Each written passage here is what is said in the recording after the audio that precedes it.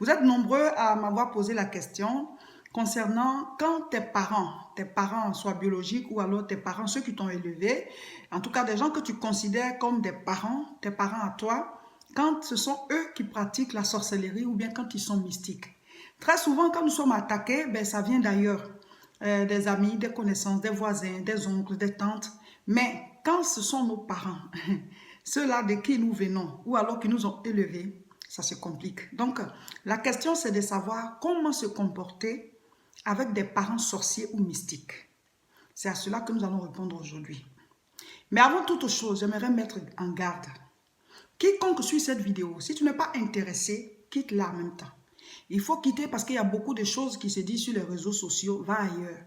Nous voulons répondre à des questions qui nous ont été posées par des gens qui vivent des choses réelles. Parce que le monde dans lequel nous sommes est un monde spirituel et physique. Et c'est le spirituel qui agit sur le physique. Il y a des gens qui veulent s'obliger, se forcer à vivre dans un monde de rêve. Oh, c'est vous qui aimez parler de la sorcellerie, vous aimez accuser les gens et tout. Et ceux qui souvent disent ça, eux-mêmes, ils sont sorciers. Parce qu'on commence à les dévoiler là. C'est là qu'ils veulent ramener les hommes dans le monde physique. Nous savons très bien que des choses spirituelles se passent. Que ce soit sur les blancs, sur les noirs, les jaunes, dans tout le monde entier, là, la sorcellerie existe, le monde spirituel existe. Mais nous avons le pouvoir sur ce monde spirituel diabolique. Parce que nous sommes du monde de Dieu. Nous sommes du monde de la lumière. Jésus dit, je suis la lumière du monde. Mais si tu as le pouvoir et que tu ne sais pas exercer ton pouvoir, ben tu peux prendre des cours. C'est pour ça que nous vous enseignons pour que vous puissiez faire attention. Donc, celui qui va venir dire que c'est n'importe quoi, mon frère. Chez les Européens ici, là, il y a des chaînes spécialement où on parle de la voyance. La dame, elle est assise, tu appelles, elle te fait de la voyance, elle te fait une consultation mystique. Vous voulez nous faire croire quoi? Quand on est en train de parler du monde spirituel pour montrer la vérité aux gens, pour qu'ils sachent comment se comporter, vous venez poser des commentaires pour fatiguer les gens. Quand j'ai l'habitude de poser la question que le film Harry Potter, qui est un film de la haute sorcellerie, là, ça n'a pas été tourné par les Noirs. Hein. Ce sont des Blancs qui ont tourné le film. La sorcellerie existe partout. Le monde spirituel, là, ça existe. Les gens, ils sont mystiques, ils sont spirites, ils sont occultistes. Ce sont les noms qui changent. Sinon, tout ça, c'est le monde des ténèbres. Donc, nous voulons parler, dévoiler, dire aux gens comment se comporter quand tu es en face d'une telle situation, puis c'est très proche de toi. Donc, si vous n'êtes pas intéressé, quittez là. Venez pas poser des commentaires à la je m'en fous, dire des trucs, oui, n'importe quoi. Pourtant, les mêmes qui finissent de commenter là, eux-mêmes, ils vivent ces genres de choses-là. On vous poursuit la nuit, on serre vos coups, des choses vous étouffent et vous êtes là, vous vous dites que ça n'existe pas. C'est pour ça que certains ils meurent dans leurs rêves. Je vais juste vous donner quelques exemples de situations que des gens vivent pour vous montrer que cette vidéo en vaut la peine parce que vous êtes nombreux, je ne peux pas répondre à chacun de vous. Voilà. Donc souvent, quand on voit qu'il y a beaucoup de besoins dans un domaine, ben on fait une vidéo pour répondre à la question et aider les gens. Parce que les gens, ils souffrent. Alors, par exemple, une dame qui a accouché et qui a fait venir sa mère du village, chez elle à la maison en ville, pour pouvoir l'aider, s'occuper de son enfant. Et comme elle travaille, elle va au boulot, donc sa mère lave le bébé et tout ça, elle s'en occupe et tout. Et la petite, le bébé a grandi. Et la mère a demandé à rentrer au village. Mais avant cette petite, il y avait une autre qui avait 6 ou 7 ans. Et donc, au moment où la grand-mère doit rentrer, sa fille l'accompagnait à la gare pour qu'elle aille prendre son bus ou son car pour rentrer au village. Et la grand-mère qui dit qu'elle veut dire au revoir à la plus grande des filles, des enfants, qui a 7 ou 8 ans, je ne sais plus. Et elle revient et elle mord la petite. Ce n'est pas un rêve, hein, en réalité. Elle la mord.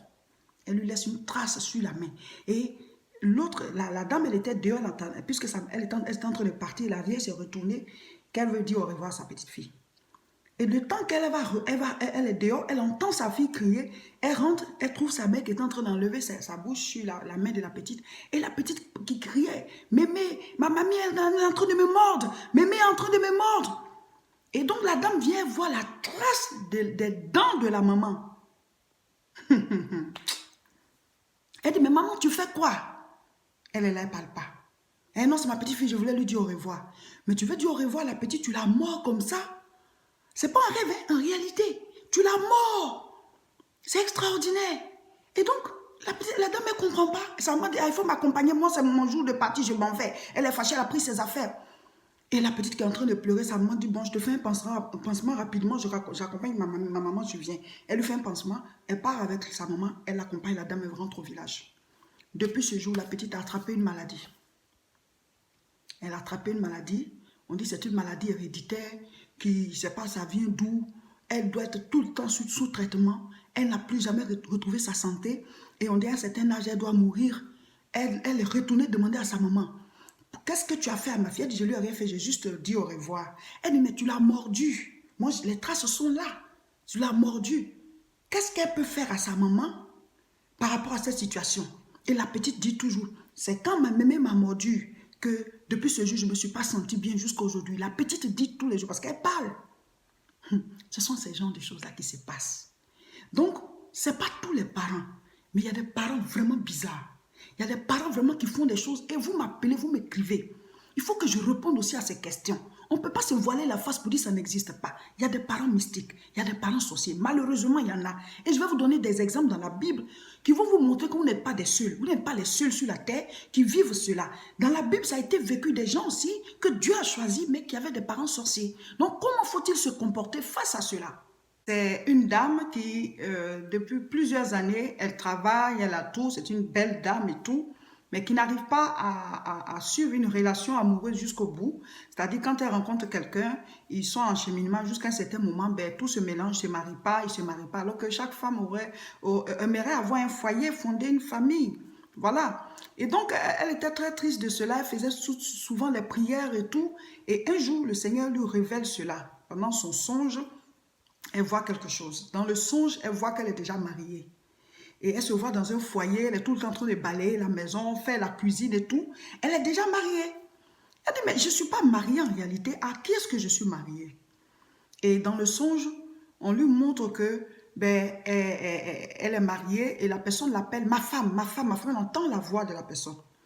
Et donc, elle dit, Seigneur, montre-moi le visage. Je suis mariée à qui? Montre-moi le visage. Et à force d'avoir fait cette prière, après, à force d'avoir fait des jeûnes, un jour, la porte de là où son mari est là, ça s'ouvre. Elle voit le visage de son père qui est assis. Et c'est comme dans le songe, c'était lui son mari. Bon, c'est juste un rêve. Donc elle s'est dit, bon. Mais dans la réalité, elle, son père l'a toujours appelée ma femme. Ça peut être un jeu. Mais l'histoire, c'est quoi? C'est que son père avait été marié une première fois. Il a perdu sa femme. Et il s'est marié une deuxième fois. Et elle est la première fille de cette deuxième femme. Donc, il a donné le nom de sa défunte femme à celle-ci. Et depuis toute petite, son père l'a toujours appelée ma femme. Peut-être c'est pour s'amuser. Mais chaque fois, quand elle était jeune, qu'elle était avec quelqu'un, son père était toujours fâché. On peut dire que il veut veiller sur son éducation. Mais ce songe qu'elle avait, elle s'est dit, ah, mais est-ce que quelque chose ne se passe pas? Alors, elle va maintenant dans la réalité parler avec son père. Et elle se souvient que depuis qu'ils sont petits, son père a toujours fait des sacrifices à la maison. On égorge les poulets, on égorge les moutons, on verse du sang dans la maison, on fait des trucs chaque jour. Son père lui amène toujours des sacrifices qu'ils doivent manger et tout et tout. Et donc maintenant, elle va demander à son papa, papa, je ne comprends pas. Depuis jusqu'à présent, toi tu vois, j'ai une bonne situation, mais je ne me marie pas. Bon, il faut que tu vois aussi tes petits-fils. Moi, je ne veux pas faire d'enfants comme ça. Et donc, je veux me marier, je ne comprends pas. J'ai fait un songe où j'ai vu ton visage. Et son père qui sourit et puis dit, moi, j'ai tissé une alliance et dans l'alliance là, toi, tu es ma femme, ma fille. De toute façon, tu es belle, je veux que tu restes comme ça, que rien ne gâte ta beauté, que tu ne te gâtes pas, parce que quand on fait les enfants, ça se gâte. Je ne veux pas que quelqu'un d'autre vienne prendre ma fille, spirituellement parlant, tu es ma femme. Ce n'est pas un rêve, hein. Son père lui a dit ça en réalité. Elle a commencé à pleurer. Donc, papa, c'est toi qui gâtes ma vie. C'est toi, papa, qui ne veux pas que je me marie. Ça arrive. Elle pleurait, elle tapait par terre, elle était couchée. Et il dit, bon, que c'est des choses, il ne peut pas délier, c'est déjà fait. Que je te demande pardon, ma fille, mais c'est déjà fait. Mais Jésus-Christ peut délier. La Bible dit, ce que nous allons lier sur la terre sera lié dans les cieux. Ce qu'on va délier sera délié. Aucune puissance n'est au-dessus du nom de Jésus. C'est pour cela que vous devez avoir les enseignements qu'il faut. C'est pour ça que vous devez avoir les enseignements qu'il faut. Je répète, cette vidéo, ce n'est pas pour accuser vos parents. Ce n'est pas tous les parents qui sont sorciers. Non. Heureusement, ils ne sont pas nombreux. Mais vous, les quelques-uns qui m'écrivaient, qui m'appelaient pour dire, servant de Dieu, voici des choses bizarres que je vis avec mes parents. Je vais vous donner l'enseignement. Il ne faut surtout pas haïr la personne. Il ne faut surtout pas la rejeter. Vous qui ne parlez plus avec eux, là, vous ne pouvez pas savoir dans quel danger vous êtes en train de vous mettre. Parce que si la personne veut vous livrer, que vous ne parlez pas avec elle, et que vous ne remplissez pas les conditions spirituelles, la personne peut vous livrer vraiment, malgré que vous priez. C'est de ça que je vais vous parler maintenant. On va lire Éphésiens chapitre 6, versets 1 à 2. Quand je donne les passages, il faut les lire. Ce n'est pas juste pour illustrer, c'est pour les lire. Donc, Éphésiens 6, versets 1 à 3. Je vais lire même jusqu'à 3. Enfants, obéissez à vos parents selon le Seigneur, car cela est juste. Honore ton père et ta mère, c'est le premier commandement avec une promesse, afin que tu sois heureux et que tu vives longtemps sur la terre. Je vais vous expliquer d'abord les deux derniers versets. On dit, honore ton père et ta mère, afin que tu vives longtemps et que tu sois heureux sur la terre. Nous venons de nos parents. C'est-à-dire que ton père et ta mère, c'est d'eux que tu es né. Ou alors, ils ne t'ont pas mis au monde directement, mais ils t'ont élevé. Ils ont joué le rôle de parents. La Bible dit de les honorer. Il ne faut pas les déshonorer, il ne faut pas les insulter, il ne faut pas les manquer de respect. Il ne faut pas aussi les abandonner quand aujourd'hui ça va chez toi et qu'eux, ils n'ont rien. Et même quand ils en ont, ben, ils ont toujours besoin que toi, tu les soutiennes. C'est ça, honorer ses parents. Amen. Donc, certaines personnes disent, oh, mon père est sorcier, ma mère est sorcière, m'a fait tellement de choses que je ne lui parle plus. Tu es en infraction selon la parole de Dieu. Vous savez, la Bible, c'est notre constitution. Quand, par exemple, les gens ils vont au palais de justice, qui sont en train de débattre, quand il y a deux cas et qu'il y a la défense et puis il y a l'accusation, qu'est-ce qu'ils prennent? C'est la loi. Selon l'article tant, selon ceci, selon cela. Vous voyez, dans le monde spirituel aussi, nous combattons selon la parole de Dieu. Satan, il connaît la parole. Vous voyez, quand Jésus est en train de jeûner dans le désert, ce n'est pas parce que Jésus est puissant. Satan, quelle que soit la puissance qui est sur toi, il peut s'approcher. Jésus lui-même, Satan s'est approché de lui. Il lui a dit, adore-moi. Donc, ce n'est pas parce que tu pries, tu jeûnes trop que si quelqu'un est sorcier, il ne peut pas s'approcher de toi. Il peut s'approcher. Parce que Satan a pu s'approcher de Jésus. Ce n'est pas la puissance qui les chasse, c'est la parole qui les chasse. C'est ça que vous devez comprendre. La connaissance de la parole, la vérité en toi, c'est ce qui les fait partir. Donc, quand Satan s'est approché de Jésus, il a dit, adore-moi. Qu'est-ce que Jésus a répondu? Il est écrit que tu n'adoreras que l'Éternel, ton Dieu. Vous voyez, Satan a dit encore, transforme ses pieds en pain, tu vas les manger. Jésus a dit, il est écrit, l'homme ne se nourrira pas seulement de pain, mais de toute parole qui sort de la bouche de Dieu. Vous voyez, donc, parole contre parole, parole contre parole. Vous devez prier avec la Bible. Il est écrit, il est écrit, il est écrit. À un certain moment, dit Satan, s'est éloigné de lui, l'a laissé en paix. La parole en toi, la parole dans ta vie, c'est ce qui chasse les démons. C'est ce qui fait que quelqu'un peut être sorcier, il n'a aucun pouvoir sur toi. Parce que toi, ta puissance est plus forte. Mais c'est parce que vous n'êtes pas réellement imprégné dans cette parole. Et alors, tu dis que tu es chrétien, mais tu vis mal. Tu vis l'adultère, tu vis l'impudicité, tu mens, tu voles au travail. Tu as le péché dans ta vie. Mais qu'est-ce que Jésus l'a dit? Il dit, le diable vient, mais il n'a rien en moi. Ça veut dire quoi? Que si Satan vient et qu'il a quelque chose en toi, il va t'avoir. Pourquoi vous êtes chrétien et des sorciers arrivent à vous manipuler? Pourquoi vous êtes chrétien et des sorciers arrivent à vous voler vos bénédictions? Ils arrivent à détruire des choses dans votre maison. Pourquoi? Même si c'est ton parent, même si c'est ta mère, même si c'est ton père. Mais toi, la puissance qui est en toi, normalement, est plus forte. Pourquoi est-ce qu'ils y arrivent? Parce qu'il y a des trous dans ta vie. Peut-être que tu ne vis pas selon la parole de Dieu. Peut-être qu'il y a le manque de vie de prière. Et puis, dans votre maison, l'atmosphère de Christ n'est pas là. C'est ça le problème. Des chrétiens qui peuvent passer toute une journée sans prier. Tu es avec quelqu'un qui pratique la sorcellerie, ton parent, ou bien alors tes amis, tes connaissances. Les gens, ils sont mystiques, ils font des gris-gris, ils font des choses. Toi, en plein milieu de tout ça, tu n'as aucune vie de prière, tu ne maîtrises pas la parole de Dieu, tu ne jeûnes jamais. Pourtant, la Bible dit, ce genre de démon ne sort que par le jeûne et la prière. Il y a un genre de démon qui ne sort que par le jeûne et la prière. Toi, tu ne jeûnes jamais. Donc, ça veut dire que tous les démons te sont soumis, sauf ceux qui ne sortent que par le jeûne et la prière.